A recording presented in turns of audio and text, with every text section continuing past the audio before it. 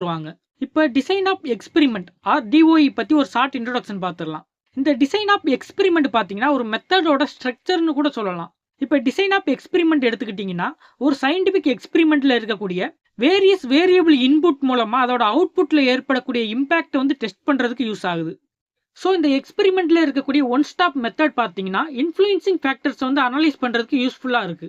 இப்போ design of experiment வந்து multiple input variables factor நமக்கு தெரிய வந்துச்சுன்னா ஒரு சிங்கிள் ரெஸ்பான்ஸ் வேரியபிள் வந்து அஃபெக்ட் ஆகும்போது அந்த இடத்துல நம்மளுக்கு அப்ளிகபிள் ஆகாது. ஆக்சுவலா ஒரு அவுட்புட் வேரியபிள்னா என்ன, மல்டிபிள் இன்புட் வேரியபிள் மூலமா ஒரு எக்ஸ்பெரிமெண்ட்டை வந்து அஃபெக்ட் பண்ணி அதுல இருந்து கிடைக்கக்கூடியதை தான் நம்ம வந்து அவுட்புட் வேரியபிள்னு சொல்லுவோம். இந்த டிசைன் ஆஃப் எக்ஸ்பெரிமெண்ட்டை பொறுத்தவரை எக்ஸ்பெரிமெண்ட் நடக்கிற அந்த அட் டைம்ல ஒரே ஒரு ஃபேக்டர் மட்டும்தான் ப்ரிப்பேர் பண்ணும். பிளாக்கிங் மாதிரியான டெக்னிக்ஸை யூஸ் பண்ணி எக்ஸ்பெரிமெண்டல்ல ஏற்படக்கூடிய எரரை வந்து ஈஸியா எலிமினேட் பண்ணிக்க முடியும்.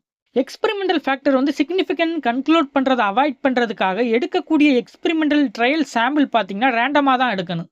இதனால மெஷர் பண்ணக்கூடிய டைம்ல சீக்வன்ஸ் ஃபாலோட் பண்ணக்கூடிய அந்த ரெஸ்பான்ஸ் ரிசல்ட்டை வந்து இன்ஃப்ளூயன்ஸ் பண்ணியிருக்கலாம். இப்போ பிளாக்கிங்க்கு ஒரு எக்ஸாம்பிள் பார்த்தீங்கன்னா ஸ்க்ரீன்ல கொடுத்துருக்கிற இந்த டேபிள்ல பார்த்தீங்கன்னா உங்களுக்கு ஹைலைட் பண்ணி காட்டியிருப்பேன். கண்டினியூஸாக நம்ம வந்து ஒரு எக்ஸாம்பிளை வச்சு டிசைன் எக்ஸ்பெரிமெண்ட்டோட கான்செப்டை வந்து அண்டர்ஸ்டாண்ட் பண்ணிக்கலாம். இந்த எக்ஸ்பெரிமெண்ட்டோட அப்ஜெக்டிவ் பார்த்தீங்கன்னா ஒரு பர்டிகுலர் டார்கெட் வேல்யூவில் வந்து யூனிஃபார்ம் பார்ட் டைமென்ஷன் வந்து அச்சீவ் பண்ணி வேரியேஷன் வந்து ரெடியூஸ் பண்ணணும். ஆக்சுவலாக ஒரு பிளாஸ்டிக் மோல்டிங் ப்ராசஸை தான் நம்ம வந்து எக்ஸாம்பிளாக எடுத்திருக்கோம். இதில் இன்புட்டுங்கிறது நம்ம வந்து எக்ஸ்னு வச்சுக்கலாம். இந்த எக்ஸுங்கிறது பார்த்தீங்கன்னா அந்த ப்ராசஸோட ஃபேக்டர்ஸ். ஸோ ஒரு மோல்டிங் ப்ராசஸில் என்னென்ன ஃபேக்டர்ஸ்லாம் இருக்குன்னு பார்த்தீங்கன்னா cycle time, mould temperature, holding pressure, holding time and material type. So இதில் ப்ராசஸ்ன்னு பார்த்தீங்கன்னா மோல்டிங்கோட ப்ராசஸ். ஸோ இந்த ப்ராசஸோட அவுட்புட் வந்து நம்ம ஒய்ன்னு வச்சுக்கலாம். அந்த ஒய் என்னன்னு பார்த்தீங்கன்னா அந்த எக்ஸ்பெரிமெண்ட்டோட ரெஸ்பான்ஸ் இல்லைன்னா அந்த பார்ட்டோட ஹார்ட்னஸ்ன்னு கூட சொல்லலாம். இப்போ நம்ம எடுத்துக்கிட்ட மோல்டிங் எக்ஸாம்பிளுக்கு டிசைன் ஆஃப் எக்ஸ்பெரிமெண்ட்டில் என்னென்ன காம்போனன்ட்ஸ்லாம் இருக்குங்கிறத கண்டினியூஸாக டிஸ்கஸ் பண்ணலாம். Output response, factors, levels and interactions. இப்போ இதில் ரெஸ்பான்ஸ் வேரியபிள் எடுத்துக்கிட்டிங்கன்னா பார்ட்டோட ஹார்ட்னஸ் அண்ட் எக்ஸ்பெரிமெண்ட்டோட ரிசல்ட்டை வந்து மெஷர் பண்ணி அந்த ஃபேக்டர்ஸ்னால ஏற்படக்கூடிய எஃபெக்ட்ஸ் வந்து ஜட்ஜ் பண்ணுறதுக்காக யூஸ் ஆகுது. நமக்கு ஆல்ரெடி இந்த எக்ஸ்பெரிமெண்டல் செட்டப்போட ஃபேக்டர்ஸ் என்னன்னு தெரியும். Cycle time, mould temperature, holding pressure, holding time and மெட்டீரியலோட டைப். நம்ம இந்த ஃபேக்டர்ஸோட லெவல்ஸை மாற்றுறது மூலமா அதை நம்மளால வேரி பண்ணிக்க முடியும். ஃபார் எக்ஸாம்பிள் இப்போ மோல்டிங் டெம்பரேச்சர் இருக்குன்னு வச்சுக்கலாம். அந்த மோல்டிங் டெம்பரேச்சர் நம்மளால 600 டிகிரி ஃபாரன்ஹீட் இல்லைன்னா 700 டிகிரி ஃபாரன்ஹீட்னு செட் பண்ணிக்க முடியும். அதே மாதிரி பிளாஸ்டிக்கோட டைப்ஸ் எடுத்துக்கிட்டிங்கன்னா ஃபில்லர்ஸ் அண்ட் நோ ஃபில்லர்ஸ்னு செட் பண்ணிக்க முடியும். அதே மாதிரி மெட்டீரியலோட டைப் எடுத்துக்கிட்டிங்கன்னா 2 லெவலில் நம்மளால செட் பண்ணிக்க முடியும். அதாவது நைலான் இல்லைன்னா அசிடைல். இதுவே இன்ட்ராக்ஷன் ஃபேக்டர் எடுத்துக்கிட்டிங்கன்னா ஒன்று வந்து இன்னொன்று வந்து எவ்வளவு வந்து டிபெண்ட் பண்ணுது அப்படிங்கிறதோட டிகிரியை வந்து நமக்கு ரெஃபர் பண்ணுறதுக்காக யூஸ் ஆகுது.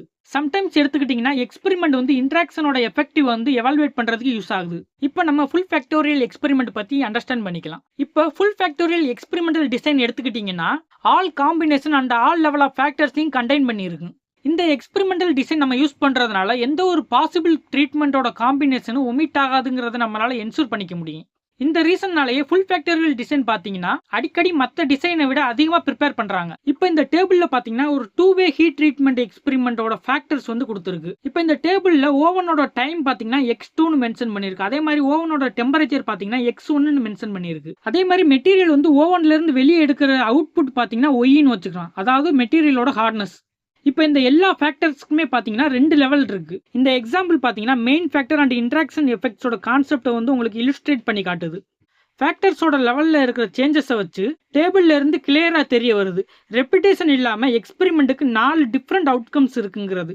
இங்கே ஈச் எக்ஸ்பெரிமெண்டல் ட்ரையலில் ரிப்பீட் ஆகுது. ஸோ டோட்டலாக வந்து 8 வேல்யூஸ் வந்து கொடுக்குது. இப்போ நீங்கள் ஸ்க்ரீனில் பார்த்தீங்கன்னா மீன் எஃபெக்ட்டை வந்து அனலைஸ் பண்ணுறதுக்கான நோட்ஸ் வந்து கொடுத்துருக்கேன். இப்போ மீன் எஃபெக்ட்டை கால்குலேட் பண்ணி முடிச்சதுக்கு அப்புறமா நம்ம வந்து மெயின் எஃபெக்ட்டை வந்து கால்குலேட் பண்ணணும். அதுக்கான நோட்ஸ் எல்லாமே நான் உங்களுக்கு ஸ்க்ரீனில் கொடுத்துட்றேன். இது முடிஞ்சதுக்கு அப்புறமா டைம் அண்ட் டெம்பரேச்சர் இது ரெண்டும் இன்ட்ராக்ட் ஆகும்போது ஏற்படக்கூடிய எஃபெக்ட்டை வந்து நம்ம வந்து எக்ஸ்பெரிமெண்ட் மூலமா அனலைஸ் பண்ணணும். இதுக்கான நோட்ஸ் வந்து நான் உங்களுக்கு ஸ்க்ரீனில் கொடுத்துட்றேன். இந்த கிளாஸில் நம்ம டிசைன் ஆஃப் எக்ஸ்பெரிமெண்ட்டில் ரன்ஸுங்கிற கான்செப்ட் பற்றி டிஸ்கஸ் பண்ணலாம்.